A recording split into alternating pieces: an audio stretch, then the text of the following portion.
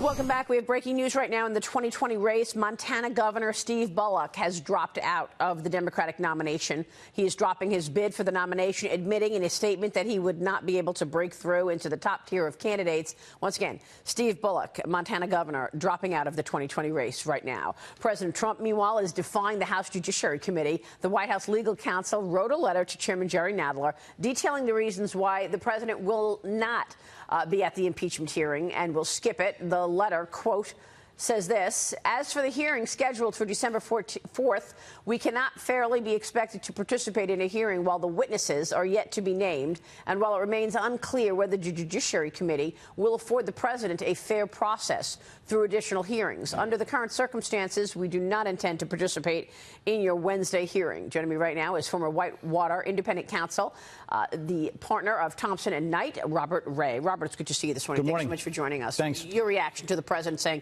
I'm not going to participate in this. I think the White House counsel has it right. I mean, that's what I would have done. I don't see any reason to be participating in something that is a foregone conclusion and on a timetable of 2 weeks where they're not interested in hearing from the president's witnesses in any event. And this thing is going to start with witnesses who are law professors. I don't doubt that they will be hooray Henrys to the Democratic impeachment effort to talk about the fact that this is a clear case that warrants the House's favorable consideration of impeachment. So what happens now? I mean, it will go to the Judiciary Committee. And we don't Framing know. articles of impeachment, right. I think, is probably the thing that is really the only mystery in all of this. I think we have a general idea of what they're going to allege. I don't think there are abuse of power allegations, and particularly the ones that relate to noncompliance with congressional subpoenas and for witness testimony, given the fact that there were executive privilege claims asserted that are still pending before the courts, are particularly going to be well-founded articles.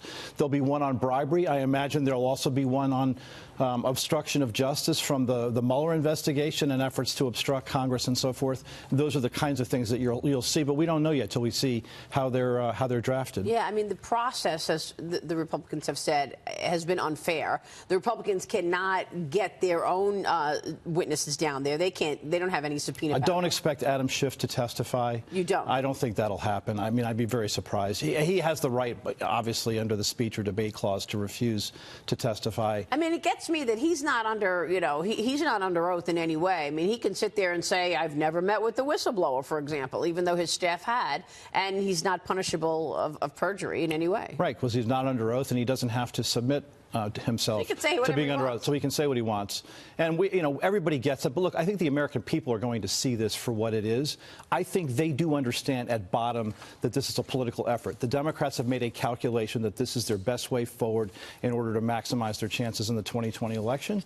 And they may be right or they may be wrong about that. That remains to be seen. But the president certainly doesn't have to aid in the impeachment effort. He's made a judgment now, and I think that's probably the right judgment. Let's talk about the House Intelligence Review. Committee members, starting today, will have 24 hours to look at their report containing the findings of the president's alleged efforts to press Ukraine into investigating the Bidens. This is the report that comes from the Intel Committee. Right. Now going, the panel expected to approve the report by tomorrow. And what you'll see there, I think, is they're going to make their best case for what they claim to be an attempted bribery impeachment article. I think that's what you will see as the result of that effort, and that will be then translated into an impeachment article actually drafted by the Judiciary Committee. So that's the only thing remaining to be done in these 2 weeks. Then they're going to vote and move it out of the House Judiciary Committee and refer it to the full House. And I guess what the plan is to try to have that full House vote before Christmas. Yeah, but I mean, look, the House Judiciary Committee is going to take control of this impeachment hearing this week. And Congressman Collins, is planning to call Intel Chairman Adam Schiff as the GOP's first witness. I know you don't think it's going to happen, but listen to what he said this weekend. Adam Schiff is the author of this report. Adam Schiff has been the author of many things, a lot of them found to be false over the past couple of years, but he's going to be the author of this report. He's compared himself in the past to a special counsel. This is what he said he was doing. Well, if we go back to Clinton and even back to Nixon, but in Clinton, Ken Starr was the special counsel. He presented a report that we're going to get as judiciary. He actually came and sat and testified under oath and took questions from all sides, including the White House. My first and foremost witness is Adam Schiff. I mean, it's a strong case to be making because that's in effect how Adam Schiff is serving. But, of course, the significant difference is, unlike Ken Starr, Adam Schiff is a member of Congress, so he doesn't have to testify if he doesn't want. Look, I could be wrong, but I don't expect that will happen. Let's talk about the IG report now set to come out on December 9th. We know that Senator Lindsey Graham is going to have Michael Horowitz testify on the 11th, and there's been a whole host of leaks, whether you look at what Lisa Page said in the New York Post today or what the New York Times is saying is going to be a downplayed effort to really find any real wrongdoing in the 2016 election. We know exactly what happened anyway, so I don't know why these people are leaking this. Somebody's afraid. That's why they're putting all these leaks out. The main power that Michael Horowitz has, in addition to doing a report, of course, is his ability to refer the matter to the folks in the criminal division at the Department of Justice for criminal investigation and prosecution. That's a substantial power. I imagine there's a number of people who will be named in the report who will be referred to the Justice Department for prosecution. Now, whether or not the Justice Department actually decides to go forward and bring charges, of course, is a whole other matter altogether. But that's a significant development. And if I were someone named in the report in that way, based upon a referral from Michael Horowitz, I'd be worried, too. Yeah, I mean, at this point, it's really the criminal investigation that's the more serious one, because the IG doesn't have subpoena power. Correct. Can't, so what are you expecting? What's the timing on John Durham's investigation, do you think?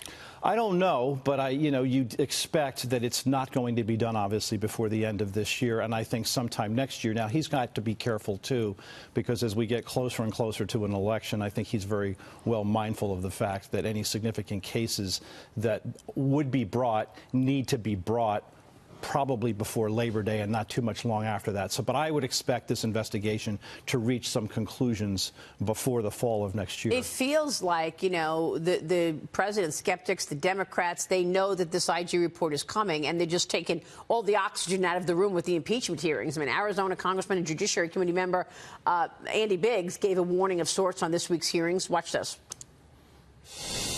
A bunch of brawlers sometimes on the Judiciary Committee, so it should get pretty hot and under the collar as we go along. I don't think things have been done the way they've been done in the past, Mike, and so it causes some rancor, and it should be much more feisty, I would say, than the Intel Committee was.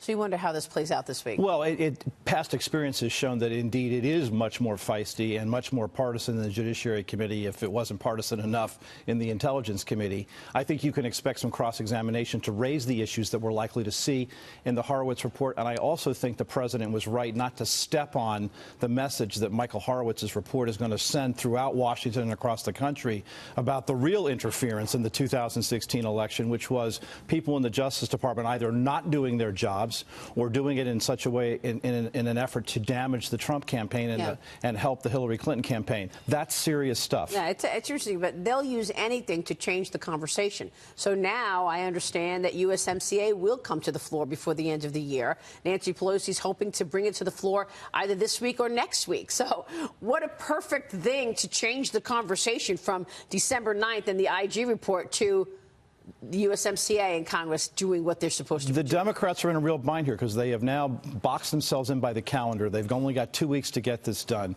We're fast approaching January, and what's going to happen here is that Congress will end up being the body that does basically nothing.